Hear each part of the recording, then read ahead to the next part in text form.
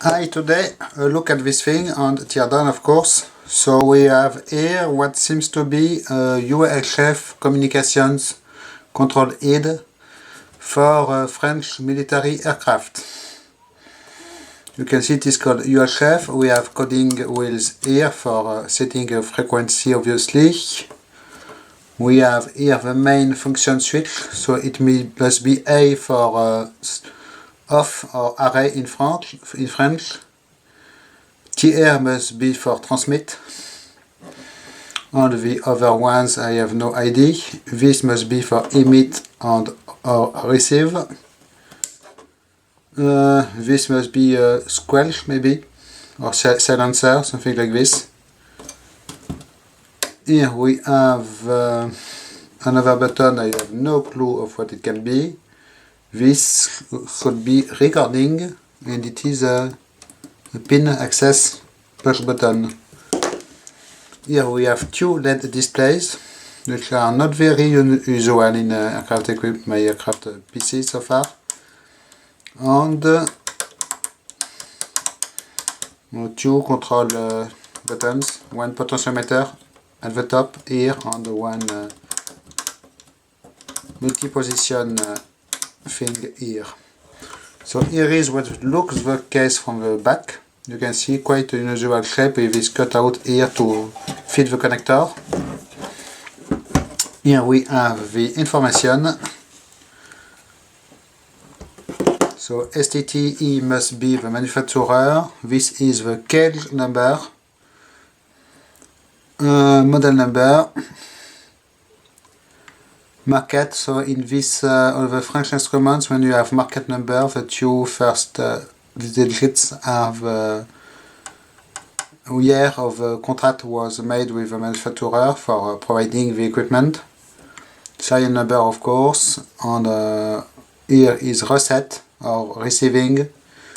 So it is of August 1988, so 2 years after the order. It looks like, and these are the modification tags. Okay, so far I did never in fact undo the front panel on this instrument, so it is what we will do first. So it is just a matter of undoing set screws for the buttons.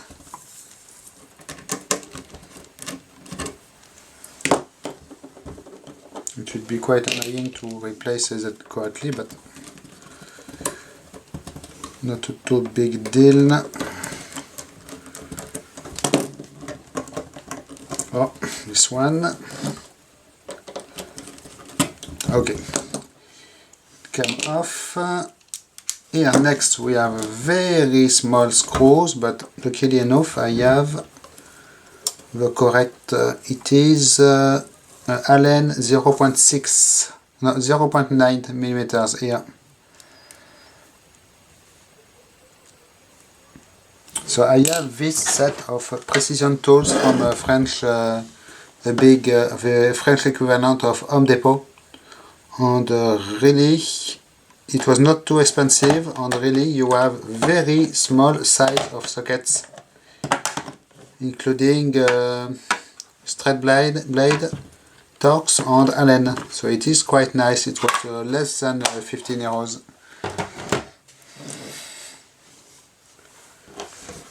Okay, we have one more button to undo here. Of course it is only metric size, but and now to remove this front panel, if I remember correctly, I did never undo it. So probably there is some dust to clean behind it. We have 4 screws here at the back. It is not very usual, you see this. Most of the time they are at the front of the instrument for easier field replacement probably, but here no, for some reason. I have Smith's control box where it is made the same way. One of them I made a teardown, a mail channel already. And it should come Maybe there is something preventing it to come. It looks like so. I will remove the back cover, and here is what we have. Oh, there is one more screw at least. Okay, so back cover is made from spot welded aluminum on the folded aluminum piece. Here is the inside. As you can see, we have a very serious construction here. This piece is die cast. This seems to be stainless steel, and we have a number of circuit boards. Here some mystery shielded box. We will have a look at it. Here is the other side. So first I will finish undoing this front panel.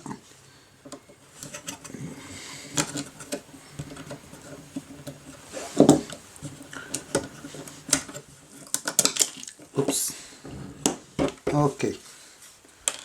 So here is what we have as the LED displays. One more LED here, green LED.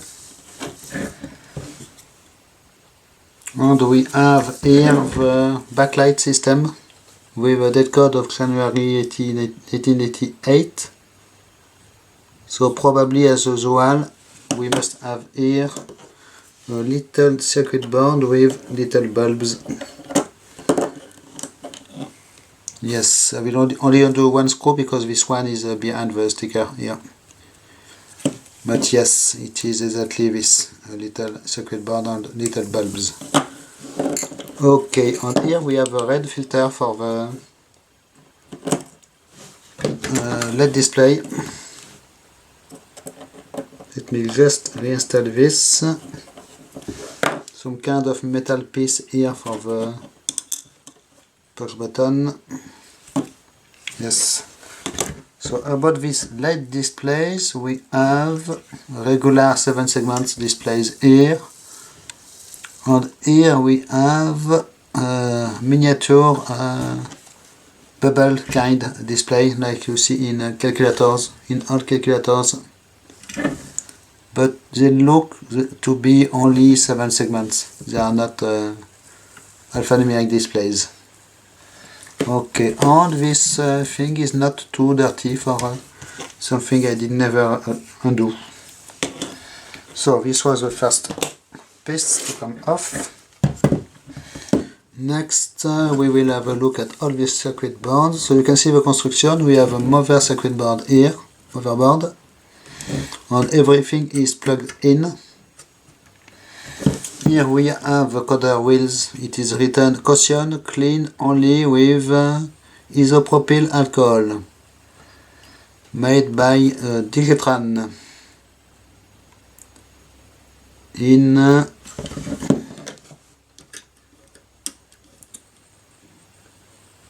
Melbourne, Royston, Hertz.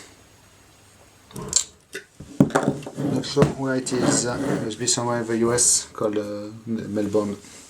Probably not in Australia. So now I can undo screws.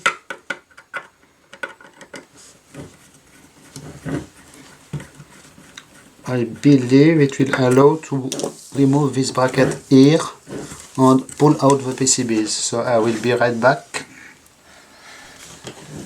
Okay, I did remove the screws for this bracket and it looks like it is a fail because I need a saw to undo at least screws for the circuit boards here, because the circuit boards are attached on this side to the bracket. So there is one here.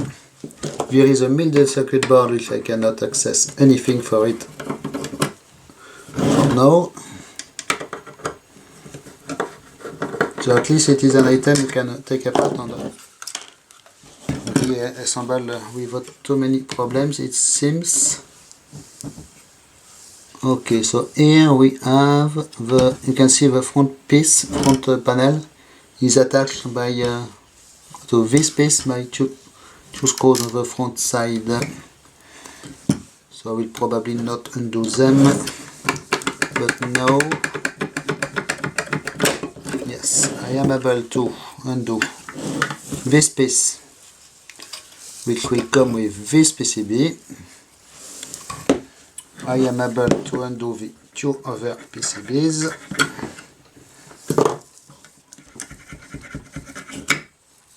Like so. So here is the motherboard thing. You can see all the wire loom from the front panel goes here and is soldered at this point. And we have this little box.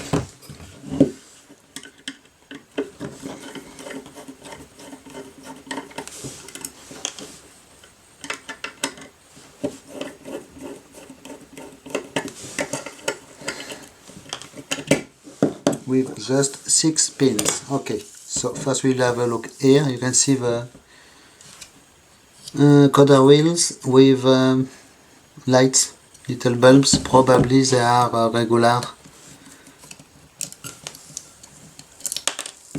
Yes, very regular aircraft cockpit bulbs, kind of.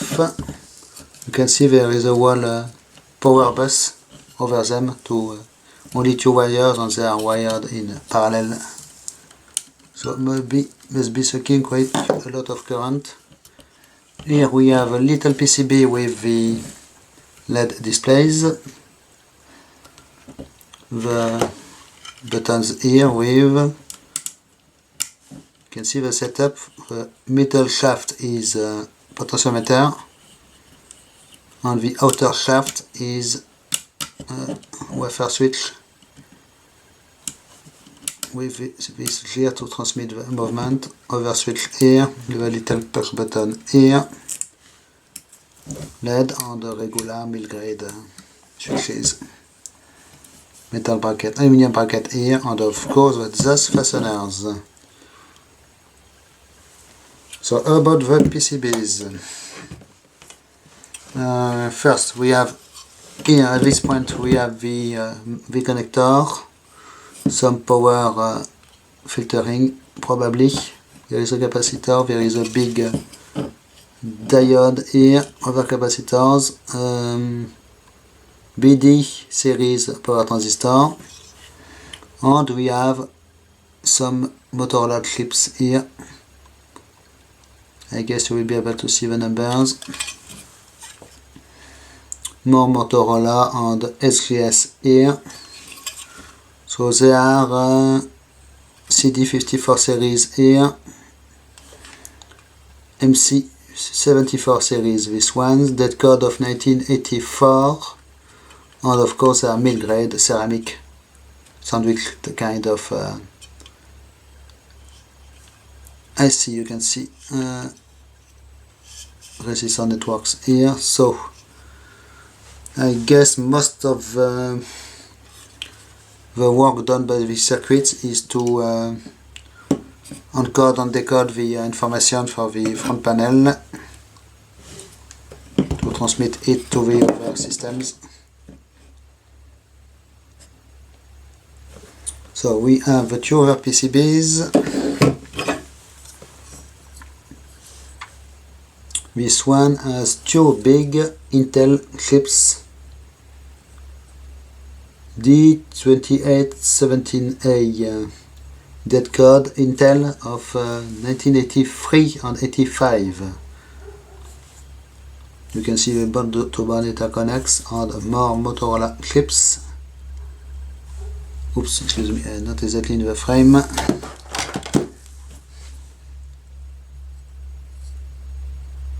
So this one are socketed. Testing. The other PCB,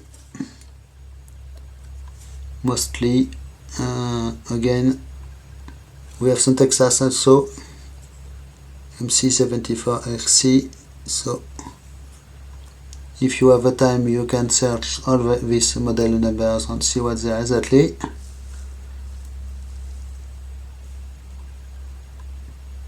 Oh, a good old 555, of course. You always need them. We have this little board in the shielded box. Seems to be most probably some power converter. We have 2 trim pots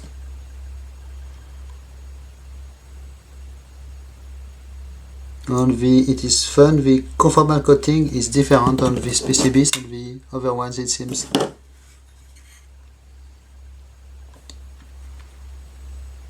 It's probably a power converter, and every time you have this little label with manufacturing data, probably. Okay, so I guess it is all for this thing. In fact, you can see a very nice, very tidy work here. So now I will reassemble it.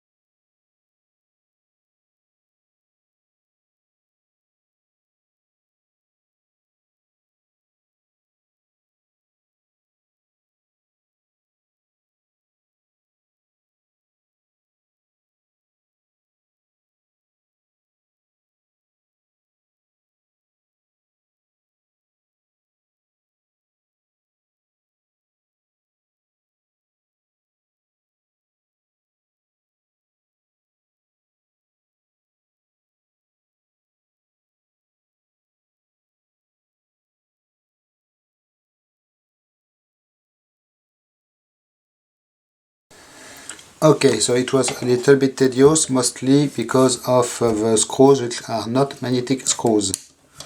So probably people will ask if I did try to power it. The answer is no, because without the proper information for the power requirements, the pinout and such, it should be a big task of retro engineering, and it is mostly because of a lack of time, and also just powering the thing for maybe having some random numbers displayed on the LED digits is a little bit pointless, I guess.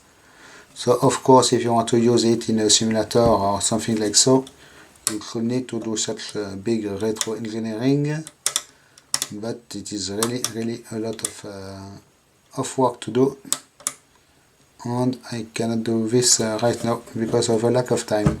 So thanks for watching. Do not forget to subscribe to check my other videos on my playlist on my favorite channels. Bye bye.